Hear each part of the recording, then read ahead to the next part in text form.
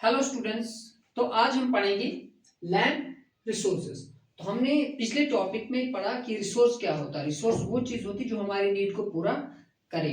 तो अगर आप देखेंगे जो लैंड वो रिसोर्स होता है। अगर आपको कोई पूछे कि लैंड रिसोर्स है तो आपने बोलना yes, land is a resource and an important resource. तो अब फिर नेक्स्ट क्वेश्चन ये है कि कोई बोले कि लैंड क्यों है रिसोर्स, कैसे, क्या ये हमारी कोई जरूरत पूरी करता है। तो आप ये बता सकते हैं कि जो भी इकोनॉमिक एक्टिविटीज होती हैं, हमारी जो भी इकोनॉमिक एक्टिविटीज होती हैं वो सारी की सारी कहाँ पर होती है, लैंड पर होती है। हमारी जो भी कंस्ट्रक्शन होती है वो कहाँ पर होती है, लैंड पर होती है। आप ये बोल लीजिए कि हाउसेस बनते हमारे तो कहाँ पर, लैंड पर। आप ये बोल लीजिए ट्रांसपोर्ट चलता हमारा तो कहाँ पर, लैंड पर। आप ये बोल लीजिए रोड बनती हमारी तो कहां पर, लैंड पर। आप ये बोले इंडस्ट्रीज बनती हमारी तो कहां पर, लैंड पर। इसके अलावा लैंड पे हमारे फॉरेस्ट होते, हमारा जो पीने का पानी वाटर वो भी किस में होता है, लैंड पर। यानी हमारी सारी एक्टिविटीज वो लैंड पर होती है। ये समझे कि हमारी लाइफ का एग्जिस्टेंस ही पॉसिबल नहीं है लैंड के बगैर। हमारा पूरा एग्जिस्टेंस डिपेंड करता है लैंड पर। तो लैंड हमारी नीड को पूरा कर रही है तो इट मींस लैंड जो है वो रिसोर्स है। तो स्टूडेंट्स, हमारा जो इंडिया है, अगर आपने इंडिया में देखा होगा तो हमारे पास प्लेन्स भी हैं, प्लेट्यूज भी हैं, माउंटेन्स भी हैं। हमारा जो इंडिया है, हमारे पास प्लेन्स भी हैं, प्लेट्यूज भी और माउंटेन्स भी। ये मान के चले इंडिया में प्लेन्स भी हैं, इंडिया में प्लेट्यूज भी हैं और इंडिया में माउंटेन भी। तो हमारे पास जो प्लेन्स वो 43% और जो प्लेट्यूज हैं वो 27%। इसके अलावा 30% जो है वो माउंटेन्स। अब इनका क्या फायदा होगा, देखिए प्लेन्स के अलग फायदे हैं, प्लेट्यूज के अलग और माउंटेन के अलग। तो अगर हम आपको प्लेन्स के फायदे बताएं तो आपने सुना होगा प्लेन्स पे एग्रीकल्चर अच्छा होता है, एग्रीकल्चर। और उसके अलावा इकोनॉमिक एक्टिविटीज भी प्लेन में काफी अच्छी होती है। आप बोलेंगे कि प्लेन का इकोनॉमिक एक्टिविटीज से क्या लेना देना है, तो कारण ये है कि प्लेन्स पर ट्रांसपोर्ट बनाना काफी इजी रहता है। तो ट्रांसपोर्ट अगर बनाना इजी तो बाकी सारी चीजें ऑटोमेटिकली उसके साथ जुड़ती हैं। दूसरा, मैंने बोला प्लेन्स में एग्रीकल्चर अच्छा होता, तो एग्रीकल्चर को ट्रांसपोर्ट भी करना पड़ता है। तो जब आप उसको ट्रांसपोर्ट करेंगे तो इकोनॉमिक एक्टिविटीज हो जाएगी, वहां आसपास इंडस्ट्रीज लग जाएंगी। तो प्लेन्स में क्या होगा कि आपकी इकोनॉमिक एक्टिविटीज अच्छी होंगी। अगर आप प्लेट्यूज पे आए तो प्लेट्यूज पे अगर आप इंडिया के प्लेट्यूज जब पढ़ेंगे आगे तो आप देखेंगे यहाँ पर बहुत सारे मिनरल्स देखने को मिलते हैं। फॉसल फ्यूल्स या कोल वगैरह बोल लीजिए, वो देखने को मिलते हैं। तो यानी प्लेट्यूज की अपनी इंपॉर्टेंस। उसके बाद अगर आप माउंटेन पे आए तो माउंटेन से आपको पता है ग्लेशियर्स मिलते हैं, माउंटेन्स पे पेरिनियल रिवर मिलते हैं, पेरिनियल रिवर। और उसके अलावा क्लाइमेट पे इसका इम्पैक्ट पड़ता है। इसके अलावा टूरिज्म, एडवेंचर वगैरह बहुत सारी चीजें हैं। लेकिन देखिए आपको ये बताना चाह रहा हूं कि इंडिया के पास प्लेन्स में, प्लेट्यूज में, माउंटेन। और चाहे प्लेन्स हो, प्लेट्यूज हो या माउंटेन, तीनों की अपनी अपनी इंपॉर्टेंस है। प्लेन्स में एग्रीकल्चर, इकोनॉमिक एक्टिविटी अच्छी होगी। प्लेट्यूज में मिनरल्स हैं, फॉसिल फ्यूल्स हैं, फॉरेस्ट भी हैं। इसके अलावा जो माउंटेन है, glaciers, perennial river, climate, tourism. तो आप देखेंगे हमारे जो लैंड के अलग अलग रिलीफ फीचर्स, सबके अपनी अपनी एक इंपॉर्टेंस। तो लैंड अगर इतनी इंपॉर्टेंट चीज है तो इसको हमें अच्छे से इस्तेमाल भी करना है, इसका ध्यान भी रखना है। तो मैंने क्या बताया, जो लैंड होती वो बड़ी इंपॉर्टेंट होती क्योंकि हमारी जो बायोडाइवर्सिटी है वो सारी की सारी लैंड पे होती, सारी इकोनॉमिक एक्टिविटीज हमारी लैंड पे होती।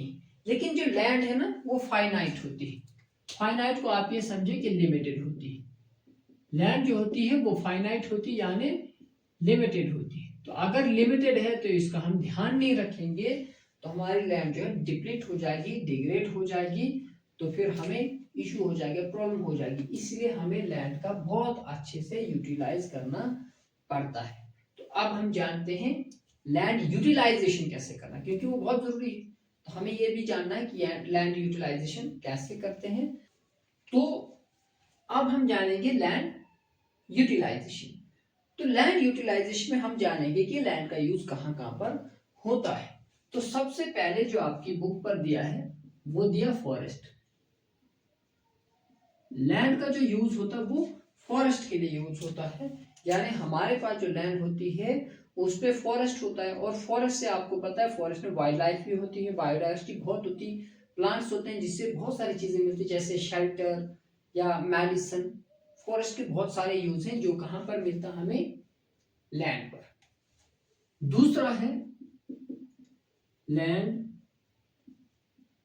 Not available for cultivation. पहला हमने बोला कि लैंड पे फॉरेस्ट होता है, दूसरा बोला land not available for cultivation, ऐसी लैंड जो कल्टीवेशन के लिए अवेलेबल नहीं। अब आपका क्वेश्चन होगा कि ऐसी कौन सी लैंड है जो कल्टीवेशन के लिए अवेलेबल नहीं है। तो उसमें आप एक तो बोल सकते हैं हमारी जो वेस्ट लैंड होती है, वेस्ट लैंड, बैरल लैंड बोल लीजिए। बहुत सारी लैंड हमारे पास होती, वेस्ट लैंड होती, उसका कोई यूज नहीं होता, पड़ी होती साइड पे ऐसे ही कचरा उस पे, या कोई गंद डाली हुई, ना उस पे एग्रीकल्चर हो रहा है ना कुछ और बना है, तो वो उसमें आ जाएगी। दूसरा अगर आप बोले जहां पर हमारी बिल्डिंग्स वगैरह बनी होती हैं, रोड्स वगैरह बनी होती हैं, बिल्डिंग रोड वगैरह, क्योंकि बिल्डिंग बनी है रोड बनी तो उस पर भी हम कल्टीवेशन नहीं कर सकते, वेस्ट लैंड भी वही है। तो पहला हमने पढ़ा हमारी जो लैंड है वो फॉरेस्ट है उस पर। दूसरा ऐसी लैंड जो कल्टीवेशन के लिए अवेलेबल नहीं है, तो आपने बोला कौन सी ऐसी, मैंने बोला वेस्ट लैंड हो या जिस पर बिल्डिंग बनी, घर बने, रोड वगैरह बनी है। तीसरा है अदर अनकल्टीवेटेड लैंड। तीसरा है अदर अनकल्टीवेटेड लैंड, यानी ऐसी लैंड जो अनकल्टीवेटेड है। इसमें और इसमें क्या फर्क था, ये कल्टीवेशन के लिए अवेलेबल नहीं थी, ये अवेलेबल है लेकिन अनकल्टीवेटेड लैंड है।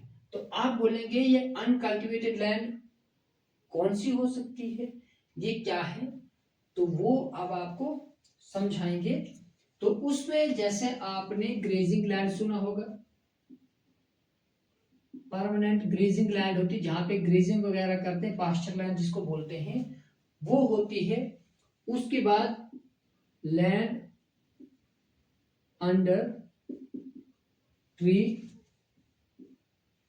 क्रॉप्स ग्रोव्स, यानी land under tree crops grow. इसका मतलब ये होता है जैसे मान के चले यहां पर ट्री है, ऐसे है, ये है, ये है, ये, तो इसके बीच में ये जो लैंड होती है ये भी अनकल्टिवेटेड रह जाती है। जब आप जैसे कहीं पे ऑर्चर्ड्स बनाते हैं, बगीचा वगैरह, फूल लगाते हैं, बाग वगैरह जो भी बनाते हैं या प्लांट्स होते हैं फॉरेस्ट में, उसके बीच में ये जो लैंड होती है ये अनकल्टिवेटेड रह जाती है, तो ये आ जाती है, इसको बोलेंगे land under tree crops grow. तो आई होप आपको ये बात समझ आई होगी कि जहां पर हम प्लांट्स वगैरह लगाते हैं उसके बीच में ये जो लैंड रहती है इसी को बोलते हैं अंडर ट्री क्रॉप्स ग्रो, और ये भी अनकल्टिवेटेड रहती है।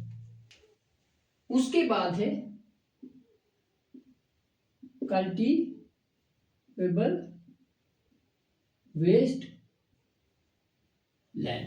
कल्टीवेबल वेस्ट लैंड, तो अनकल्टिवेटेड लैंड में मैंने बोला पहले ग्रेजिंग लैंड, जो पास्चर लैंड वगैरह होती है ग्रेजिंग करने के लिए, और उसके बाद बोला जो ट्रीज के बीच में लैंड होती है वो भी अनकल्टिवेटेड रहती है, और उसके बाद मैंने बोला कल्टीवेबल वेस्ट लैंड।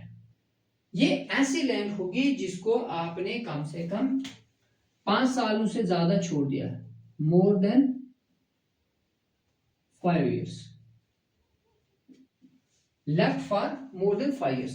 अगर आपने किसी लैंड को 5 सालों से ज्यादा छोड़ दिया अनकल्टिवेटेड, तो उसको बोलेंगे कल्टिवेबल वेस्टलैंड। इसका मतलब कल्टिवेबल है लेकिन आपने उसको वेस्ट छोड़ा है, और टाइम कितना हुआ 5 सालों से ज्यादा, यानी कल्टिवेबल वेस्टलैंड को आपने लेफ्ट किया फॉर मोर देन 5 years, 5 सालों से भी ज्यादा आपने छोड़ा, उसमें कल्टीवेशन नहीं की है, तो उसको बोलेंगे कल्टिवेबल वेस्टलैंड।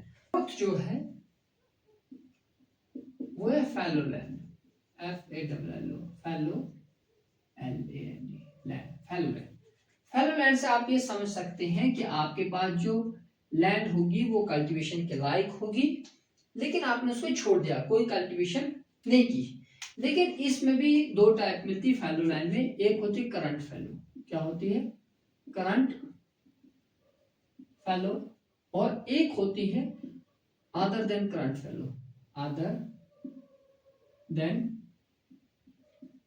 Current fallow. तो अब आप बोलेंगे फैलो लैंड का मतलब तो ये हो गया जिसको हमने अनकल्टिवेटेड छोड़ा है। लेकिन ये करंट फैलो और अदर देन करंट फैलो क्या है?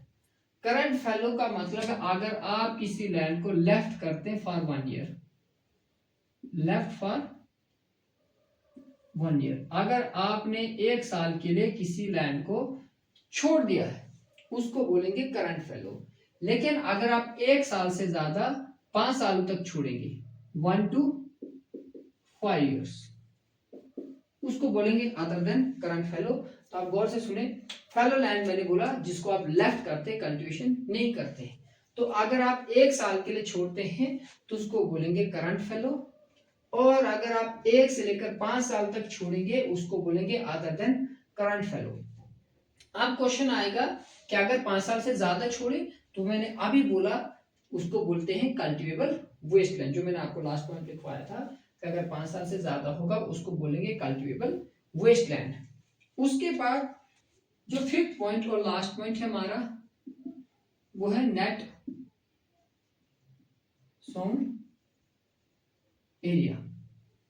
इसका मतलब है नेट सोन एरिया का मतलब जिस एरिया पे हम कल्टीवेशन करते हैं वो एरिया कितना हमारे पास, उसको बोलते हैं net sown area. Net sown area को मैं ऐसे समझाता हूं, जैसे ये मान के चले हमारी कंट्री में मैंने अभी तक आपको बोला कि फॉरेस्ट के लिए यूज है, कल्टीवेशन के लिए यूज, अलग अलग चीजों के लिए, बिल्डिंग्स के लिए, रोड ट्रांसपोर्ट, पास्चर लैंड है। उसके बाद जो कल्टीवेशन करने के लिए हमारे पास एरिया बचता है उसको बोलते हैं नेट सोन एरिया। ये मान के चले ये टोटल एरिया हमारे पास इतना, अगर आप एग्जांपल के तौर पर बोले कि ये 50 मीटर स्क्वायर का एरिया, इतना जिसमें हम कल्टीवेशन करते हैं, तो ये होगा हमारा net sown area. Net sown area का मतलब हमारे पास जितना एरिया कल्टीवेशन के लिए है तो उसी को बोलेंगे नेट सोन एरिया। लेकिन यहां पर इसमें आप एक चीज देखते हैं, ग्रास क्रॉप्ड एरिया भी होता है, ग्रॉस क्रॉप्ड एरिया। अब आप बोलेंगे ये नेट सोन एरिया और ग्रॉस क्रॉप्ड एरिया क्या है, तो आप गौर से ये सुने, ये जितना हमारे पास एरिया है कल्टीवेशन करने के लिए तो उसको तो बोलते हैं नेट सोन एरिया। लेकिन आपको पता होगा हम एक ही खेत में दो बार कल्टीवेशन करते हैं। जैसे अगर गर्मी में जिस खेत में आपने मेज लगाई है तो सर्दियों में उसी खेत में आपने फिर से सरसों लगाया, यानी आपके पास खेत तो एक ही था लेकिन आपने उसको कितनी बार यूज किया, 2 बार। सेम ऐसे ये मान के चले ये आपके पास 50 मीटर स्क्वायर का एरिया था जिस पर आप कल्टीवेशन करते थे, ये नेट सोन एरिया था। लेकिन इसी एरिया पे एक बार फसल लगाने के बाद इसके अलावा इस इतने एरिया पे आपने फिर से फसल लगाई दूसरी बार, तो ये एरिया अगर मान के चले 10 मीटर स्क्वायर का एरिया है, तो अगर आप गौर से देखेंगे आपके पास टोटल एरिया था 50 मीटर, कितना था 50 मीटर, और आपने इसी में से 10 पे एक्स्ट्रा फिर से लगाई तो ये 10 टोटल हो गया 60 मीटर स्क्वायर। जो एरिया आया उसको बोलेंगे ग्रॉस क्रॉप्ड एरिया। अगर आप नहीं समझे होंगे दोबारा बताता हूं कि अगर आपके पास टोटल एरिया 50 मीटर स्क्वायर का, ये होगा आपका नेट सोन एरिया जिसपे आप कल्टीवेशन करते हैं। लेकिन उसी एरिया के किसी पार्ट पे आप दूसरी बार कल्टीवेशन करते हैं तो वो नेट सोन एरिया, और जहां पे दोबारा से कल्टीवेशन की उसको ऐड करेंगे तो आएगा आपका ग्रॉस क्रॉप्ड एरिया। यानी नेट सोन एरिया में आप उस एरिया को ऐड करेंगे जहां पे दूसरी बार फिर से आप कल्टीवेशन करते हैं, तो उसको बोलेंगे ग्रॉस क्रॉप्ड एरिया। तो आपको शायद समझ आई होगी कि हमने बोला लैंड का अलग अलग यूज होता है, फॉरेस्ट के लिए, कल्टीवेशन के लिए, बिल्डिंग्स के लिए, रोड के लिए, डिफरेंट पर्पसेस के लिए यूज होती है। तो अब हम नेक्स्ट टॉपिक में पढ़ेंगे land use pattern in India. और land use pattern in India पे कई बार क्वेश्चन पूछा गया है, तो उसको थोड़ा ध्यान से पढ़ें। तो नेक्स्ट टॉपिक में मिलते हैं आपके साथ land use pattern in India. Thank you.